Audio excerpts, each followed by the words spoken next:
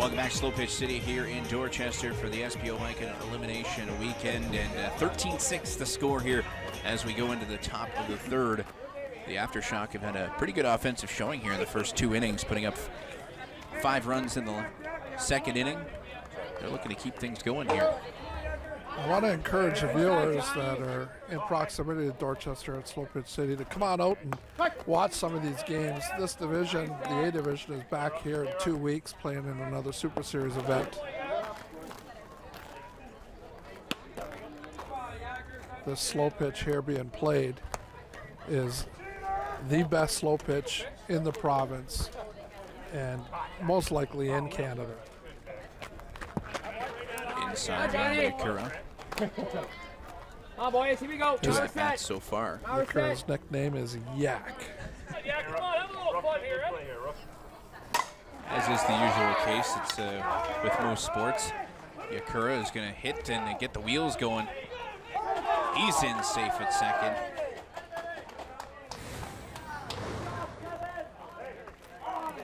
We've seen him push the ball around to all sides of the field, as can most guys up at this level, obviously.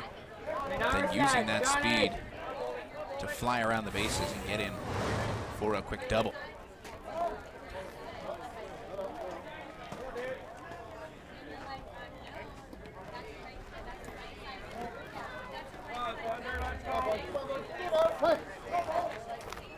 Dave Bolt here. Single in the first, walked in the second. Flying out to left. Yakura's gonna move up from second to third on the sac fly.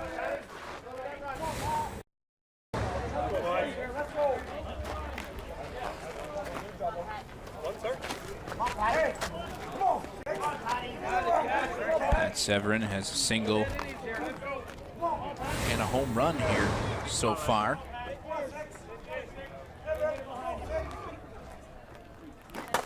High ball, that one driven to right field. That one will get caught.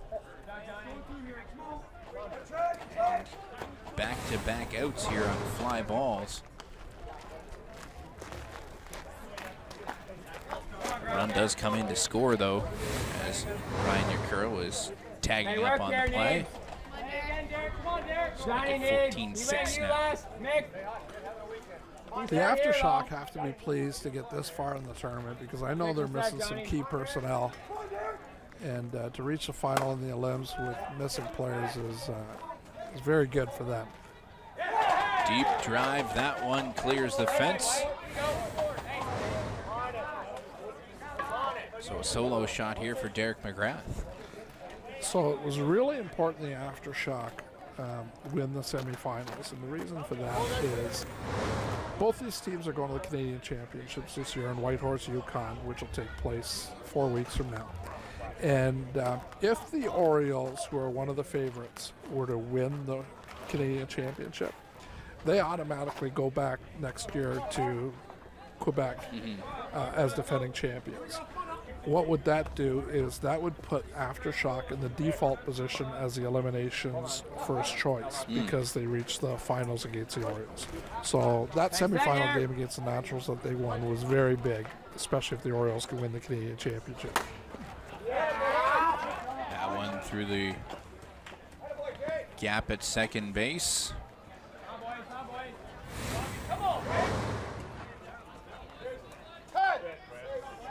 Well, let's not forget the Aftershock are at the Canadian Championships this year too, so they can get to the Canadians next year by winning the championship this year also. Real convoluted effort then. Here we go. Thanks, Johnny.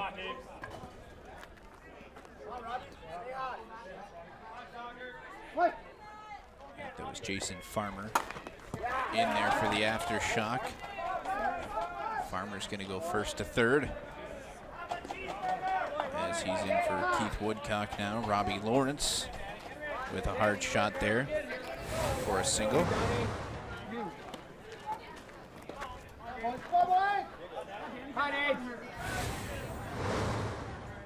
The way this is going, Steve, we might be in for a longer afternoon than expected.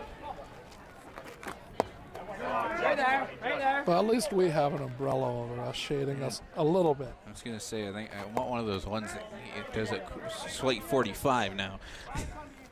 It's all right, I can use the tan. Daniel Lee, that one going for a strike. Hey, here.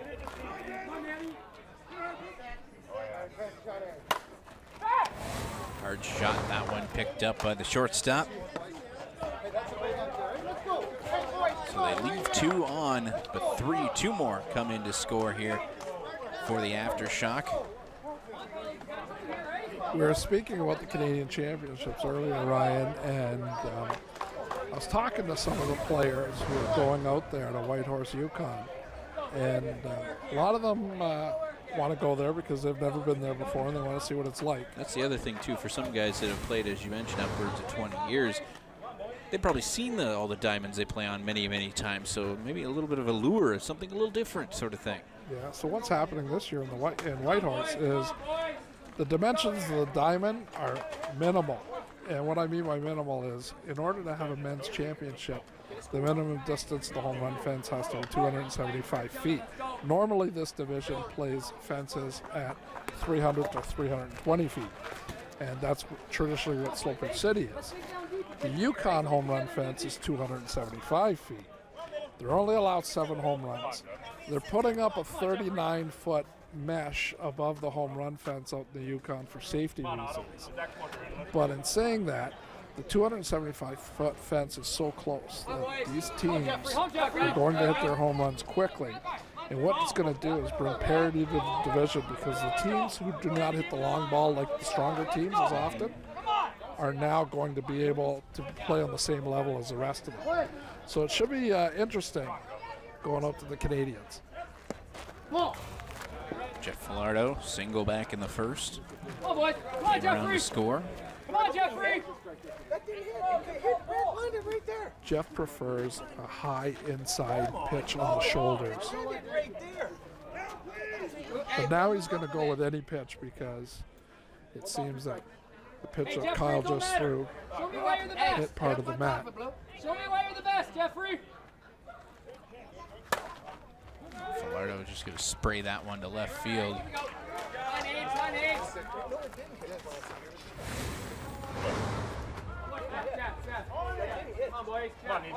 Filardo wasn't happy with the placement there and pitch at home plate. It's tough on batters when they have 2 strikes on them, because it puts them in a hole. Yeah. And they got to swing at anything that comes close to the mat.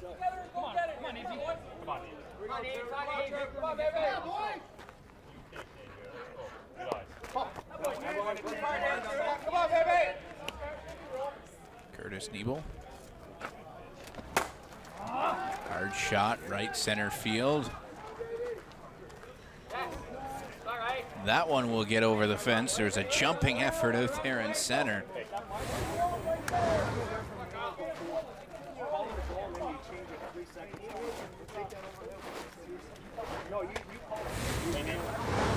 brought it on yourself. You brought it on your note. Not the wrong thing. It was the right thing. It didn't hit it. Maybe your shades are too low. Kyle Nechtel here. Take your shades off. You can't see what Some energy. Let's go. So if Nechtel can put this on the grass, he's got enough speed to get to second base. Anything on the grass, Kyle's usually going for 2. Come on, baby. Come on, Kyle. Right idea. Right idea. Outfielders are aware of this, and they're going to try and play clean and quick to stop Nechtel from going to second base on a base hit to the outfield. He's also got that overlapping hand. This one will get through. Nechtel on his horse. That one just gets over the second baseman, so although it does get to the grass, it doesn't have much scoot on it, so not a whole lot of opportunity. Nechtel's going to get a single here. Come on, Frappy. Come on, Frappy.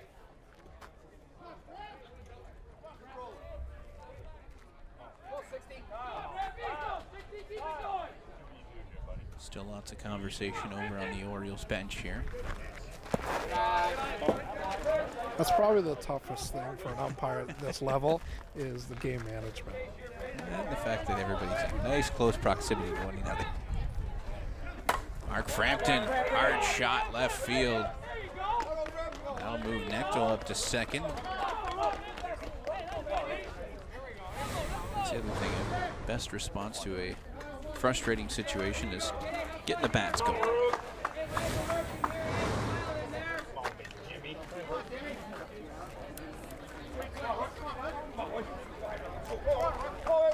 on, JK. Come on, JK. So the Orioles have moved Mr. Filardo a little bit further down the bench. It's the one spot. You obviously want to make your point, but you don't want to get yourself too far down the line. I know, Steve, you probably had that time or two.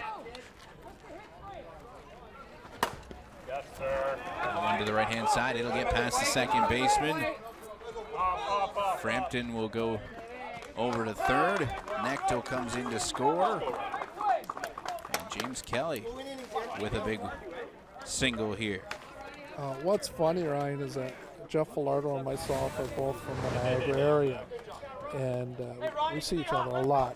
And when we're You've away, had that conversation with him, haven't you? when we're away from this tournament, we have a lot of conversations. And foolish on my part, I tell him a lot of little umpire tricks, and then he uses that against us as umpires when we get here at these Super Series events and the eliminations. If you know the spots you can push without getting in trouble, it can work to your advantage. Big shot here by Ron Adelin. I know you're not going to give it away on air, but it's the key not making it personal. Yes, That's as far as he's going to say. you can't make it personal.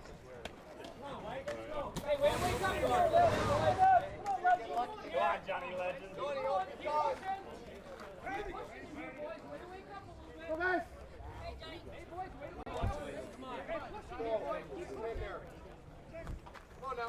on, Johnny Legend. Let's go.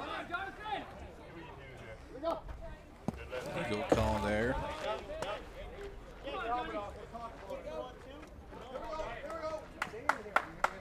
And that's the thing about these tournaments. It's a small world. Everybody knows everybody, and when it comes to game time, friendships are out the window, because if you don't do that, you lose the integrity of the game.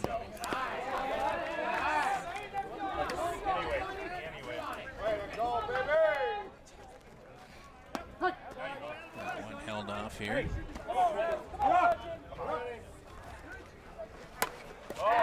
Sprayed through the left center field side.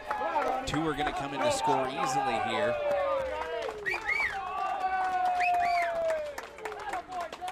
So Kelly and Madeline come in. Way to go, Jumbo Jim. Hey, Fletcher, let's do some work here. You five.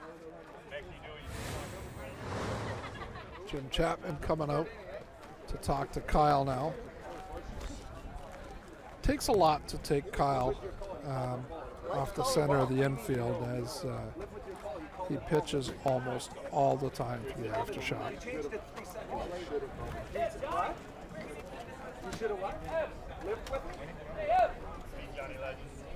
John Evans with a big hit there, and then the Aftershock are going to elect just to have a chat, try and calm it down.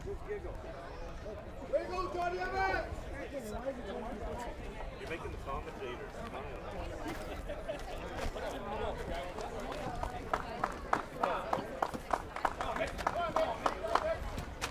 Steve is in a tough position here, as you're playing the not even the middleman. There are like three different ways here. In a commentary position as an umpire, but getting along with the players. It's funny. I'm part of the umpires union, and I'm trying my hardest not to throw any of them under the bus, because they're doing a great job. It's tough to umpire this division. This one comes through. Evans thrown out at second. Kernan out at first. And players tend to know the umpires of how far they can go with certain individuals. Jeff knows who Tim Clancy is as an umpire, and he's playing that fine line, hoping that Tim's going to allow him a certain amount of rope But if it's an umpire that he doesn't know, he probably won't say the same things because he's not sure what that umpire will do. So it's about being smart in the game and knowing what you can do and what you can't do. Tough spot for some guys because there's a lot of passion obviously out there. And the umpires do everything they can to keep the players in the game because it's about customer service. The players are here to play. You do everything you can to keep them in the game because some of them are really important to their teams. And you don't want to be a factor in the game when you really don't need to be. But again, if you need to execute discipline, you have to do what you have to do. That's Tim Clancy there, the whole plate umpire from London, Ontario. There beside him is Barry Luscombe with the goatee. He's from St. Thomas, Ontario. And the other umpire on the third base side is Don England. Don England is from Port Robinson, Ontario, which is part of the Niagara region. Don England and Tim Clancy are both going to umpire at the Canadian Championships in Whitehorse, Yukon.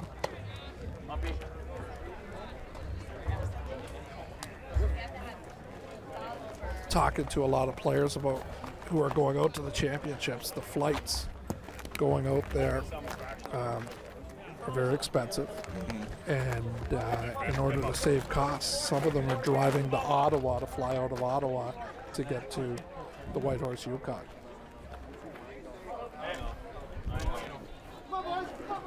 That's the other thing too is we talked briefly throughout the weekend. There is obviously some sponsorship money involved, but at the same point, if you want to play at a high level and play with some of the best, you're going to incur some travel costs in order to be able to enjoy playing the game that you so enjoy. Now you're set. Ryan Hooper, the right fielder, starting things off here. Okay. That one into left field. It will be caught. Quick first out here on Hooper for the fourth inning.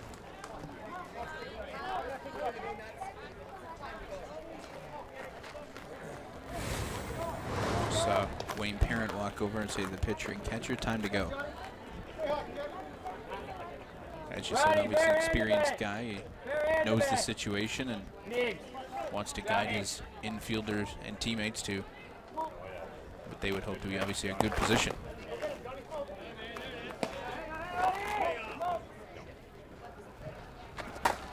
Outside pitch, that one gets through the infield.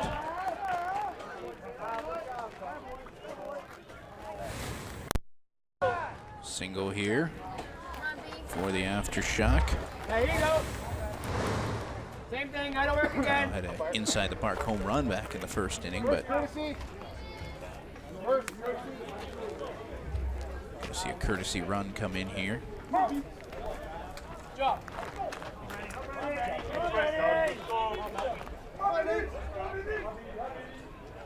Leo Bertolin coming in to run there at first base. Just long. Hard shot left field side. That one will get in. Runner goes to second. Lead off Brendan Beerworth over to first. Take it.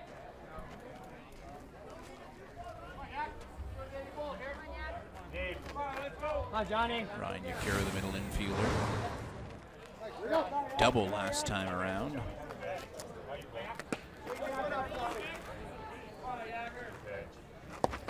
Hey, next. Here we go. Here we go. Now we're set.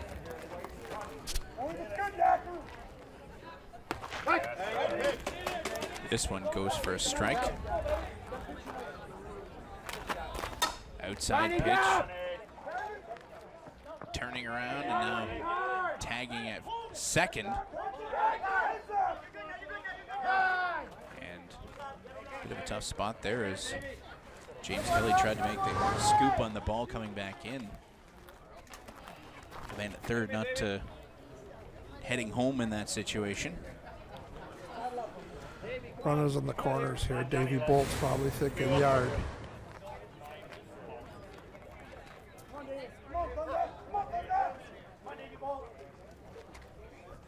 Bolt had a single in the first, walked in the second, and then a sacrifice fly to left center in the third.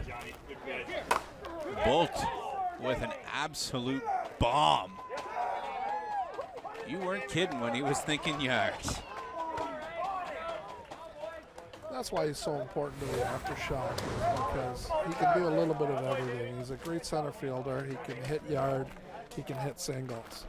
So there's always room on a slow pitch team for Dave Bolt. Helps when you got a last name like Bolt and you hit home runs like that. Hey, work here.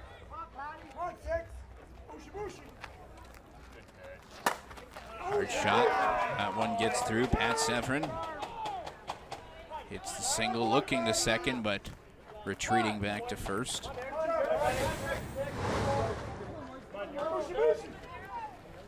Derek McGrath home run, a solo shot, his second of the game. Last time around, had a 3-run back in the first.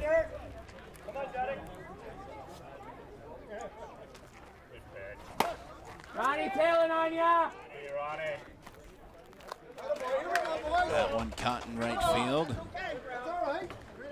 So 3 more come up on the board.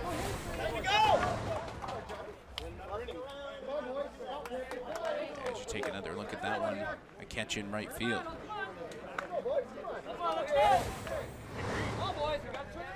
So 2011 Aftershock over the O's.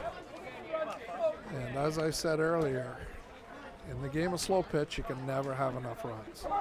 Keep in mind, the O's 11 runs, 6 of them they scored in the first inning. So it doesn't take much to get the score back to where you want it to be.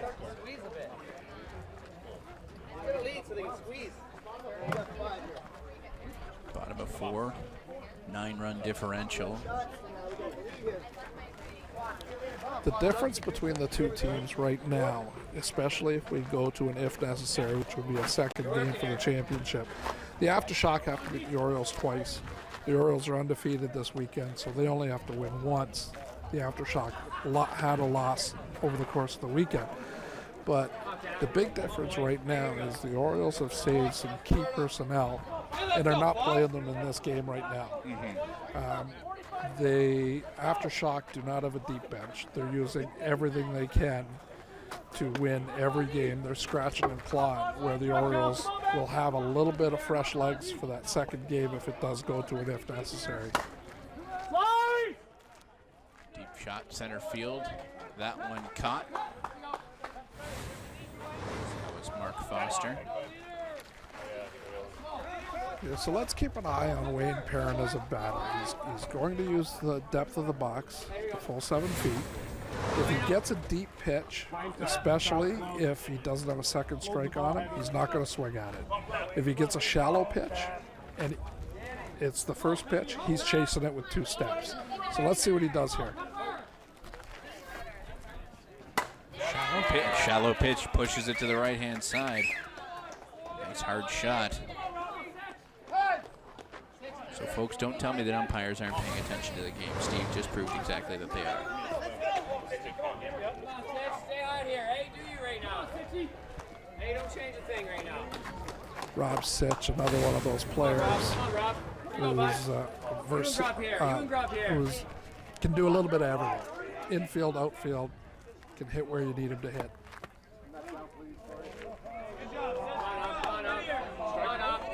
Gotta work.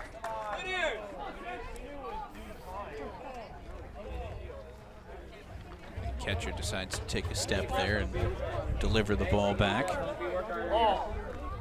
You gotta let us know. Both sides. Sitch here, waiting for the pitch outside.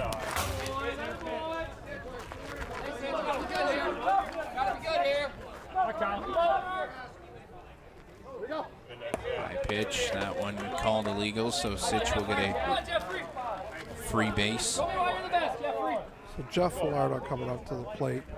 He was drafted by the Los Angeles Dodgers, played hardball for Team Canada. He was a hardball pitcher, pitched with players of the likes of Eric Gagne, Rick Debster. So Jeff was a very good baseball player in his day. But things just didn't fall into place.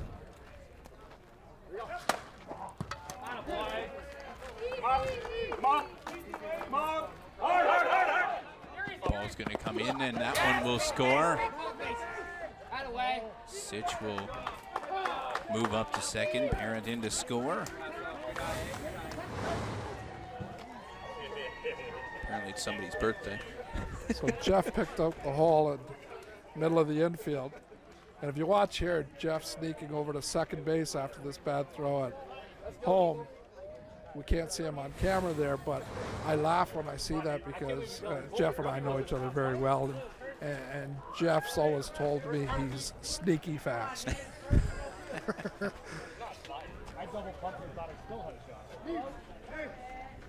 looks like Ivan Payne's going to come in here to run for Jeff Filardo after that sneaking quickness to get over to second base.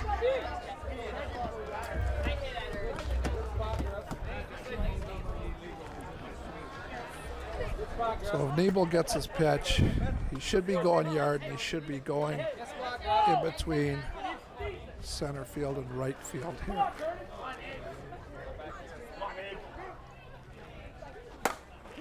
Nebel deep down the line in left. Well foul. He's definitely going for the fence here.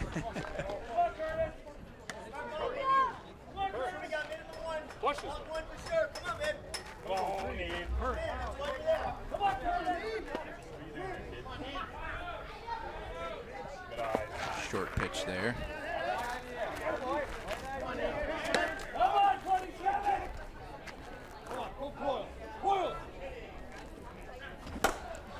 Big shot, center field. That one tailing over the fence. Curtis Nebel with a big home run here. One of the 3-run brand. Gets the Orioles a little bit closer.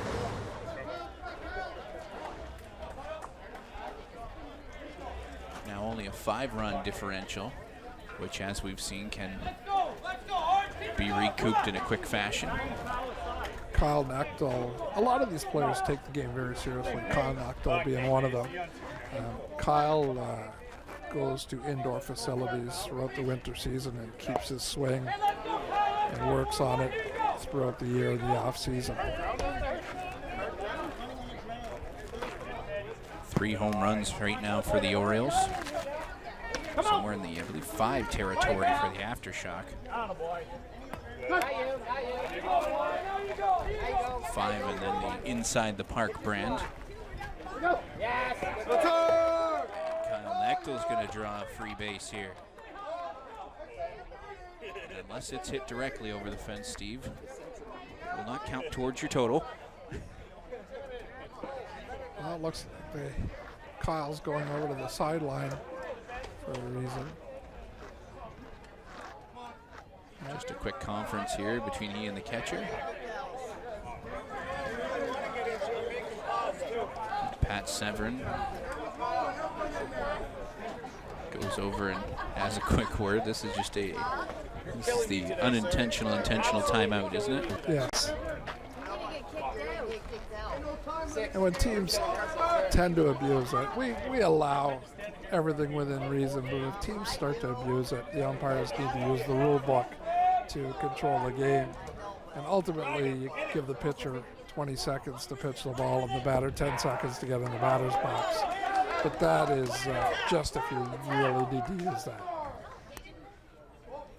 Frampton lets that pitch go. Singles both times around here for Frampton. Hard shot. That one will go for a gap cut off. Frampton's only going to get a single and move Kyle Nechtel over to third. So 3 straight times for Mark Frampton. How many home runs do the Orioles have left right now? They have 4 still available. They had the one from Nebel in the first. They had a second from Nebel in the 3rd inning, and then Oh, why not make it Nebo in the fourth as well?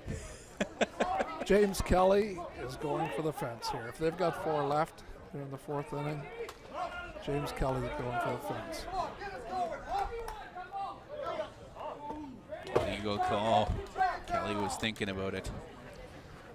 Kelly also an umpire.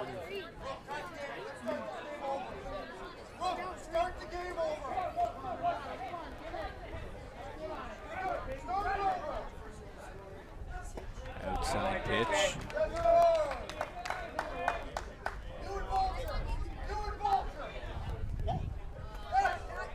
That one will call for a strike. Wasn't what James wanted.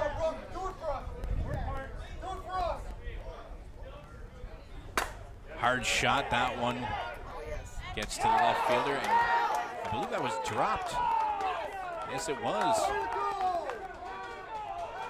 Have to get another look at that one. Take a look here. Ball comes through, gets the glove up, and then just hits the inside of the mitt. Nice and easy, eh? James didn't really get the pitch he wanted there. It was a shallow pitch that probably would have hit the front edge of the mat, so he had to swing at it to avoid the strikeout, but it wasn't enough. It wasn't deep enough for him to get under it to go yard. So Necto comes in to score, adds an extra run. Ron Naden, triple in the first, second had a double back. Looking to go first. That one is out of play. So Frampton's going to come in to score. Kelly is out at second. But Nadeline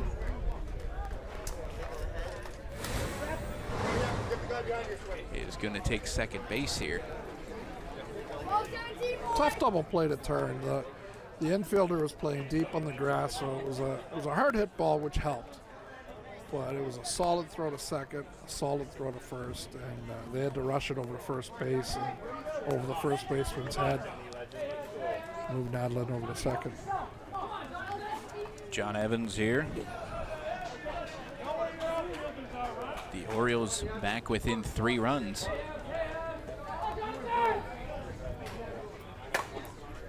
Evans is going to go to first base, and that will be the inning. So the Orioles move the ball around a little bit and add 6 runs on the board. It's 20-17 at the end of 4. The 5th is next here on Rogers TV.